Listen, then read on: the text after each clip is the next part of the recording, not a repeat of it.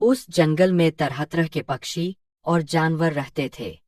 उन्हीं पक्षियों में एक अनोखा तोता भी रहता था, जिसका नाम चिरकू था।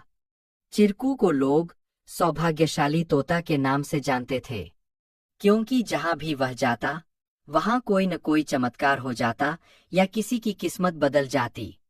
गांव के लोग मानते थे कि अगर चिरकू उनके घर आ जाए तो उनके जीवन में सुख और समृद्धि आ जाती है। चिरकू हमेशा खुश रहता और अपनी मधुर आवाज में गाने गाता। लोग उसे फल और अनाज खिलाते और उसकी भलाई की कामना करते थे।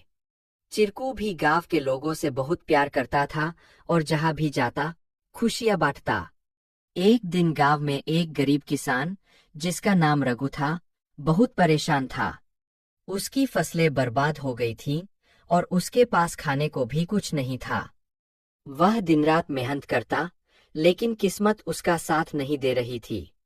एक दिन रघु ने गांव के लोगों से चिरकू के बारे में सुना और सोचा कि शायद यह सौभाग्यशाली तोता उसकी भी मदद कर सकता है। रघु ने तय किया कि वह चिरकू से मिलकर अपनी किस्मत बदलने की विनती करेगा। अगले दिन वह जंगल की ओर चल पड़ा और चिरकू को खोजने लगा। बहुत ढूंढने के बाद उसे चिरकू एक पेड़ की डाल पर बैठे हुए मिला। रघु ने बड़े ही आदर के साथ कहा। चिरकू ने रघु की बातें ध्यान से सुनी और उसकी आंखों में दया उमड़ आई। चिरकू ने अपनी चोंच में एक छोटी सी चमकती हुई पत्ती उठाई और रघु को देते हुए कहा, यह जादुई पत्ती है। इसे अपनी जेब में रख लो और जब तुम अपने खेत में काम करने जाओ तो यह पत्ती तुम्हारी किस्मत बदल देगी। रघु ने धन्यवाद कहा और वह पत्ती लेकर अपने घर लौट आया।